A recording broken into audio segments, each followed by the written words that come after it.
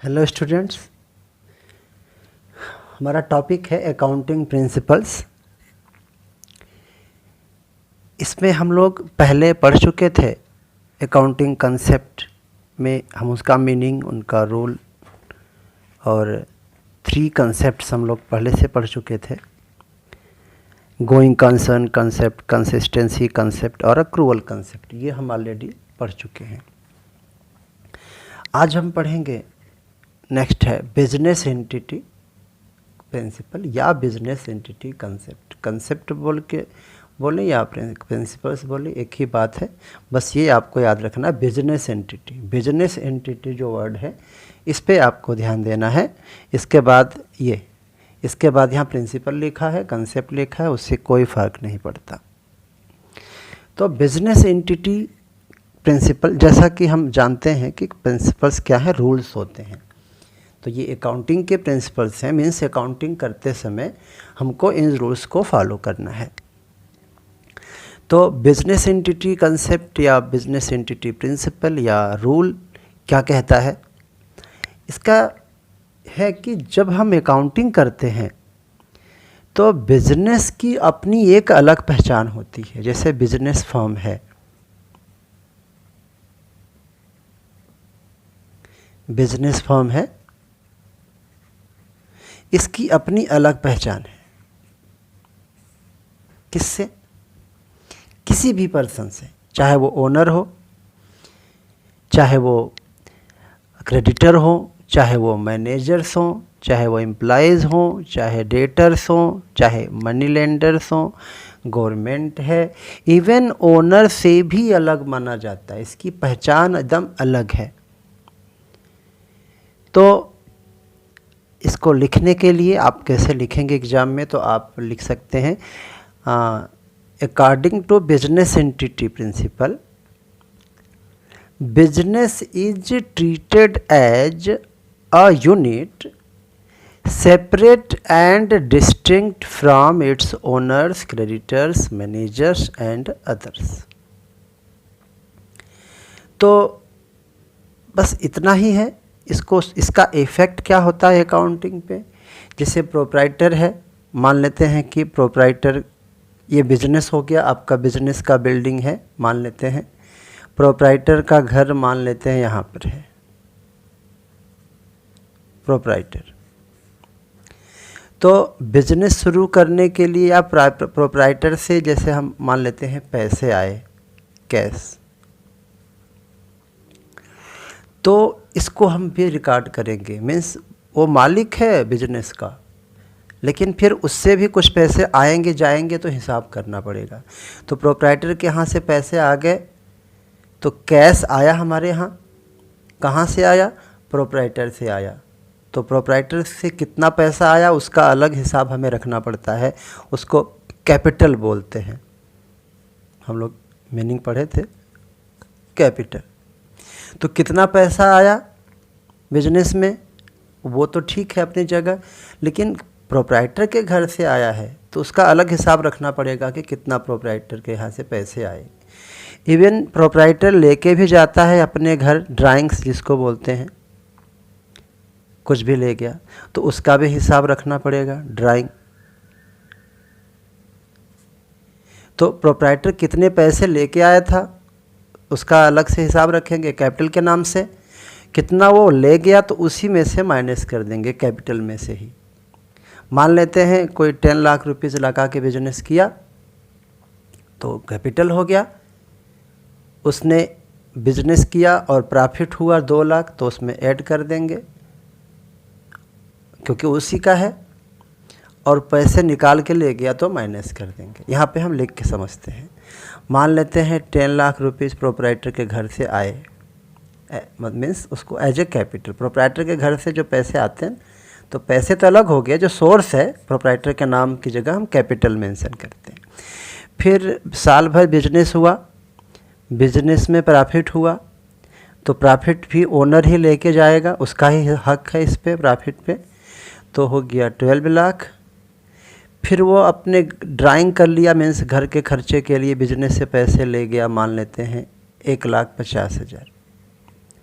तो इसको यहाँ हम लेस कर देंगे तो 10,50,000 ये हम दिखाएंगे कैपिटल क्लोजिंग में।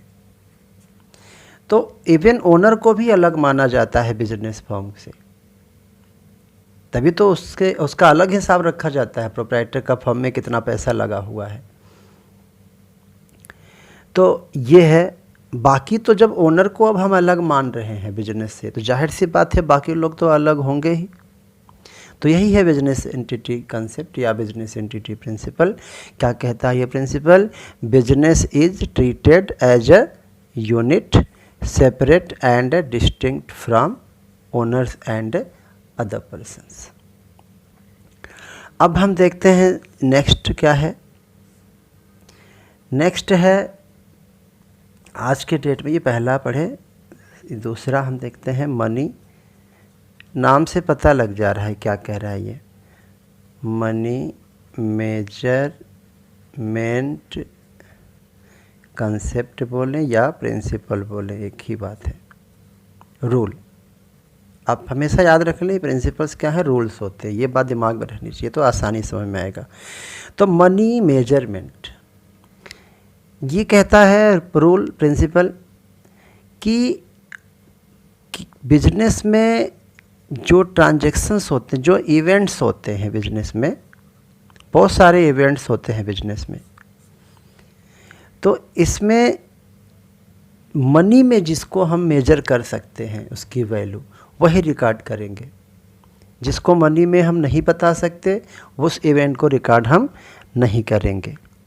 जैसे हम फर्नीचर ख़रीद के लाए, जैसे फर्नीचर परचेज़ किया हमने, तो फर्नीचर का वैल्यू होगा 10,000 मान लेते हैं, तो इसको हम रिकॉर्ड करेंगे। अच्छा, अकाउंट में फर्नीचर में क्या क्या है वो रिकॉर्ड नहीं करेंगे कि उसमें चेयर है कि टेबल है, वो सब अकाउंटिंग में रिकॉर्ड नहीं होगा। अलग जगह असेट रजिस्टर में वो रिकॉर्ड करेंगे, लेकिन अकाउंट बॉक्स में फर्नीचर का सिर्फ हम वैल्यू रिकॉर्ड करेंगे। हाँ, इतना फर्नीचर आया, फर्नीचर नाम देंगे, उसका वैल्यू दिखा देंगे। उसमें फर्नीचर में क्या क्या आइटम है, उसमें टेबल है, काउंटर है, चेयर है, ये सब नहीं दिखाना होता है। अच्छा, तो इसको वैल्यू में बता सकते हैं, इसलिए रिकॉर्ड होगा फर्नीचर हमने परचेज़ किया। लेकिन बहुत सारे ऐसे इवेंट्स भी हैं बिजनेस के अंदर जिसका बिजनेस पे इम्पैक्ट होता है, लेकिन उसको मनी में नहीं बता सकते, इसलिए रिकॉर्ड नहीं होगा। जैसे हम देखते हैं स्ट्राइक है, एम्प्लॉय जो है स्ट्राइक कर दिए, तो अब इसका फ़र्क तो पड़ेगा बिजनेस पे, काम रुका, लेकिन अब कितना रुपया उसका वैल्यू हुआ, जो नुकसान हुआ एम्प्लॉयज़ के स्ट्राइक करने से, वो तो पॉसिबल नहीं है, इसलिए इसको रिकॉर्ड नहीं करेंगे। आपने एक मैनेजर अपॉइंट किया, अपॉइंटमेंट ऑफ मैनेजर, एक मैनेजर हमने अपॉइंट किया, तो मैनेजर अपॉइंट करने का बिजनेस पे इम्पैक्ट तो होगा ही होगा, क्योंकि मैनेजर आएगा, काम करेगा, और मैनेजर डिपेंड करता है कि वो कितना हार्डवर्किंग है, कितना एक्सपीरियंस्ड है, कितना स्किल्ड है, कितना ऑनेस्ट है, उसका बिजनेस के परफॉर्मेंस पे इफ़ेक्ट तो होगा ही। लेकिन वो हम अकाउंट मनी में नहीं बता सकते हैं, इसलिए उसको हम रिकॉर्ड नहीं कर सकते। हाँ, मैनेजर को सैलरी देंगे, वो रिकॉर्ड होगा क्योंकि वो रुपए में होगा, लेकिन अपॉइंटमेंट को हम पैसे में नहीं बता सकते, इसलिए वो रिकॉर्ड नहीं होगा। मान लेते हैं क्वेरल हो गया, झगड़ा हुआ दो लोगों के बीच ऑफिस में, क्वेरल बिटवीन दो मैनेजर है, मान लेते हैं एक प्रोडक्शन मैनेजर है, एक सेल्स मैनेजर है, तो 2 मैनेजर्स के बीच क्वेरल होता है, तो काम पे असर तो पड़ेगा ही, लेकिन इसको भी हम मनी में नहीं बता सकते, इसलिए रिकॉर्ड में नहीं होगा। तो सिंपल सा, एकदम सिंपल सा ये प्रिंसिपल है, कहता है कि only those events are recorded in books of account which can be measured या which can be expressed in terms of money. केवल वही ट्रांजैक्शन रिकॉर्ड करना है, केवल वही इवेंट अकाउंट बॉक्स में रिकॉर्ड करेंगे जिसको मनी में बता सकते हैं कि उसका इतना रुपया वैल्यू हुआ। बहुत सिंपल। नेक्स्ट जो हमारा प्रिंसिपल है जो हम पढ़ते हैं, अकाउंटिंग पीरियड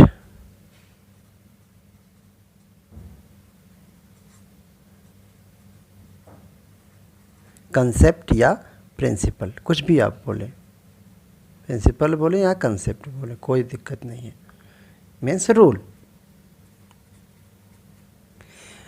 तो अकाउंटिंग पीरियड है, ये क्या है? एक्चुअली क्या है कि बिजनेस हम करते हैं तो प्रॉफिट अर्न के लिए करते हैं, करने के लिए। तो प्रॉफिट हम कब कैलकुलेट करें, कितने टाइम के बाद कैलकुलेट करें? क्योंकि एग्जैक्ट प्रॉफिट तो बिजनेस बंद करने के बाद ही पता लगता है, कितना प्रॉफिट हुआ, कितना लॉस हुआ।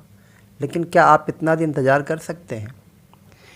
नहीं कर सकते, क्योंकि अगर आप बिजनेस पता ही नहीं है प्रॉफिट हो रहा है, लॉस हो रहा है, आप बिजनेस कंटिन्यू करते चले गए तो फिर बहुत दिक्कत हो जाएगी, प्रॉब्लम हो जाएगी, बिजनेस बंद भी हो सकता है। बिजनेस तो बंद करना नहीं, बिजनेस हमें करते रहना है, गोइंग कंसर्न कंसेप्ट, बिजनेस हमेशा चलता रहेगा, ऐसा मान के हम अकाउंटिंग करते हैं। तो प्रॉफिट कब कैलकुलेट किया जाए, इसके लिए बताया गया कि बिजनेस की जो लाइफ है, एंटायर लाइफ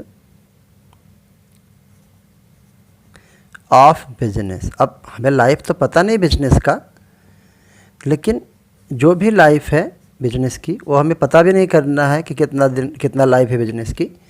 तो हमें एक पीरियड लेना है कि 12 मंथ का पीरियड हम लेते हैं कि हर 12 मंथ्स पे, यानी 1 ईयर,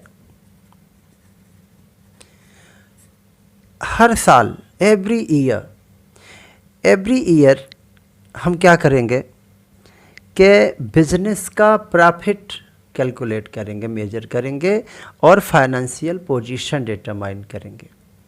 प्रॉफिट लॉस अकाउंट बना के हम फाइंड करते हैं। और फाइनेंशियल पोजीशन मीन्स असेट्स क्या है, लायबिलिटीज़ क्या है, कैपिटल कितना है, तो वो सब फाइनेंशियल पोजीशन कहते हैं। बैलेंस शीट बना के पता चलता है। तो प्रॉफिट लॉस जानने के लिए मीन्स प्रॉफिट लॉस अकाउंट बनाने के लिए, और फाइनेंशियल पोजीशन जानने के लिए मीन्स बैलेंस शीट बनाने के लिए कब बनाया जाए, उसके लिए इंटरवल लिया जाता है 12 मंथ का, 1 ईयर का। नॉर्मली जो लिया जाता है ईयर, वो हम फाइनेंशियल ईयर लेते हैं। फाइनेंशियल ईयर ये 1 अप्रैल से शुरू होता है और जाके 31 मार्च को ख़त्म होता है। जैसे 1 अप्रैल 19 से अगर स्टार्ट हुआ अकाउंटिंग ईयर तो 31 मार्च 2020 को फिनिश होगा। फिर 31 मार्च 20 को ख़त्म हुआ तो फिर जस्ट अगले दिन 1/4/2020 से फिर नया ईयर चालू हो जाएगा। फिर वो जाके फिनिश होगा 2021 को। ऐसे हर एक साल पे 31 मार्च 20, 31 मार्च 21, फिर 31 मार्च 22, फिर 31 मार्च 23, ऐसे ऐसे करके हम प्रॉफिट लॉस कैलकुलेट करेंगे। तो अकाउंटिंग पीरियड यही कहता है कि जो बिजनेस की एंटायर लाइफ है उसको 12 ईयर का जो इंटरवल है उसमें डिवाइड कर दिया जाता है, और वो पीरियड फिनिश होने पर हम फर्म का प्रॉफिट लॉस कैलकुलेट करते हैं और उसका बैलेंस शीट बनाते हैं। अब हम देखते हैं नेक्स्ट क्या है हमारा प्रिंसिपल।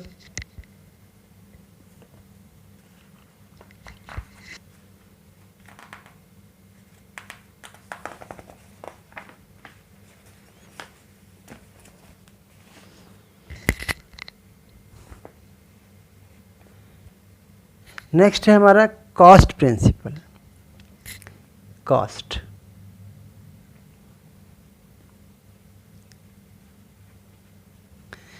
कंसेप्ट या कॉस्ट प्रिंसिपल।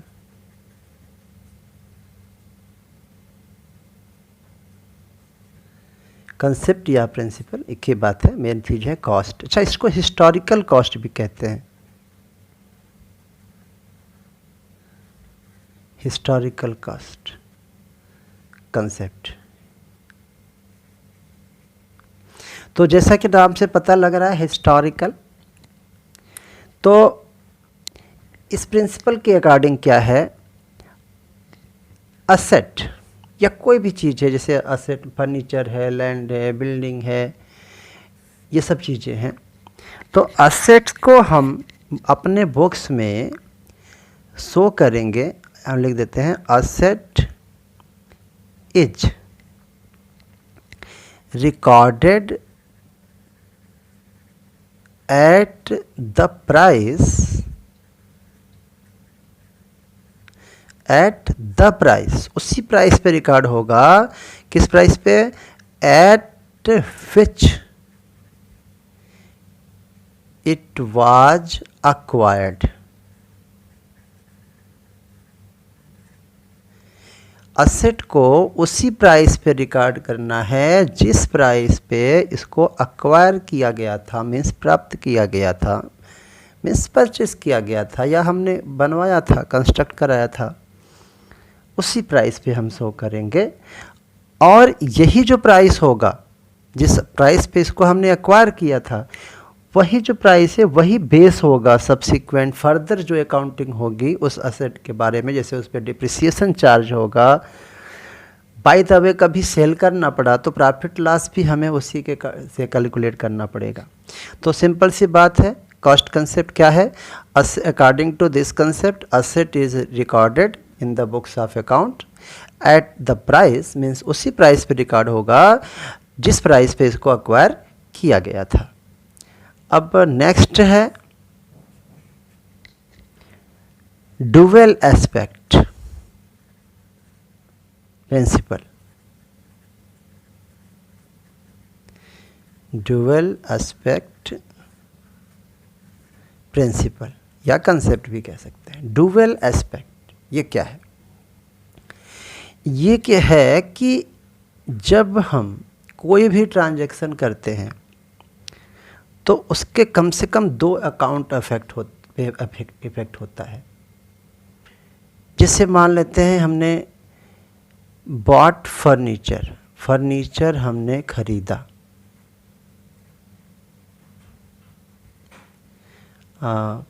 फॉर रुपीज़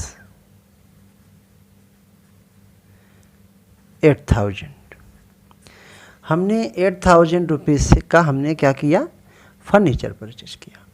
तो इसका इफ़ेक्ट दो अकाउंट पे पड़ेगा। जैसे एक तो फर्नीचर अकाउंट हो गया, फर्नीचर हमारे पास आया, एक तो फर्नीचर अकाउंट हो गया, और दूसरा क्या है, अब फर्नीचर खरीदे हैं तो हम पैसे दिए होंगे तो कैश, या अगर हमने मान लें उधार परचेज किए, पैसे अभी नहीं दिए, तो जो पर्सन है जिससे हमको पैसा देना बाकी है, पर्सनल अकाउंट, उस पर इफ़ेक्ट होगा।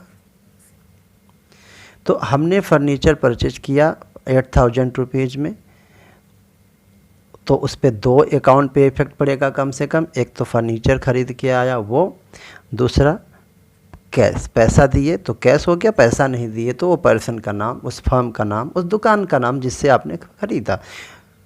जी सिंपल सी बात है, या तो हम पैसे तुरंत दे देंगे या तो पैसे बाद में देंगे।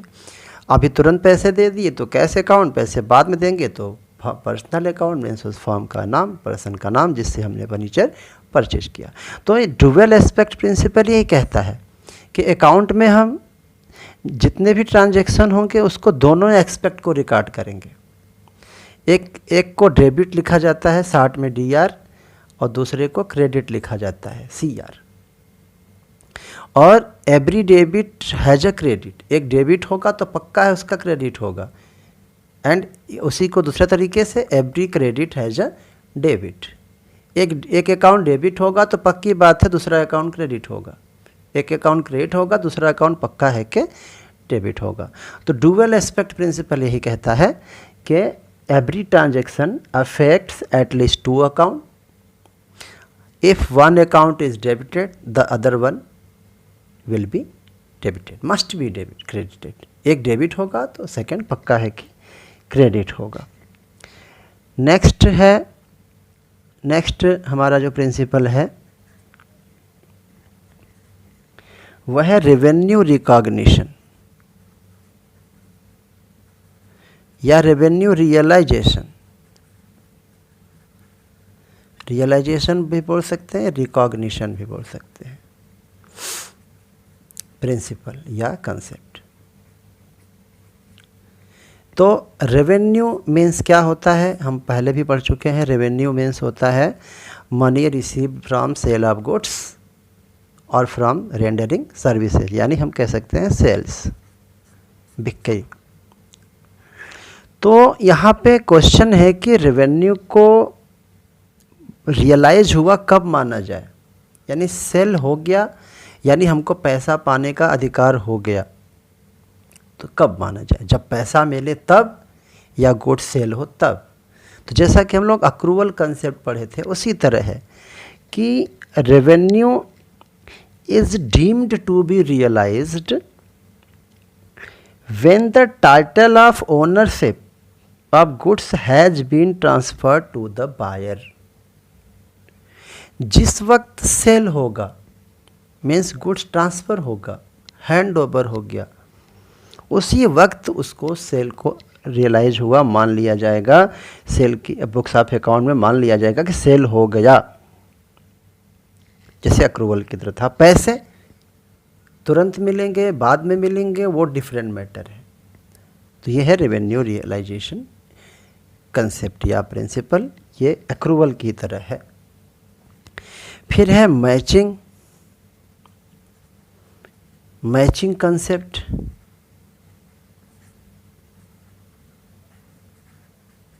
तो मैचिंग यहाँ पे नाम से पता लग रहा है मैच करना, मिलान करना।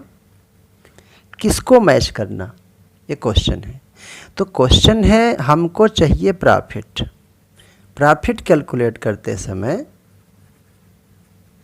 प्रॉफिट कैसे आता है, टोटल रेवेन्यू, डिफिनीशन हम लोग पढ़े थे सेकेंड चैप्टर में, माइनस टोटल एक्सपेंसेस। तो रेवेन्यू को और एक्सपेंसेस को मैच करना है प्रॉफिट कैलकुलेट करने के लिए।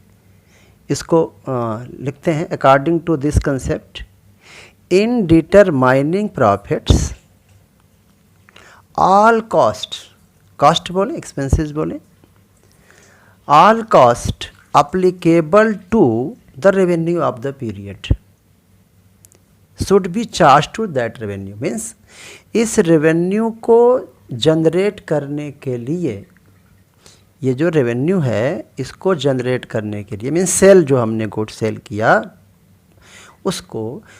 उसको जनरेट करने के लिए जितने भी हमारे एक्सपेंसेज लगे सबको उसमें से माइनस करना है।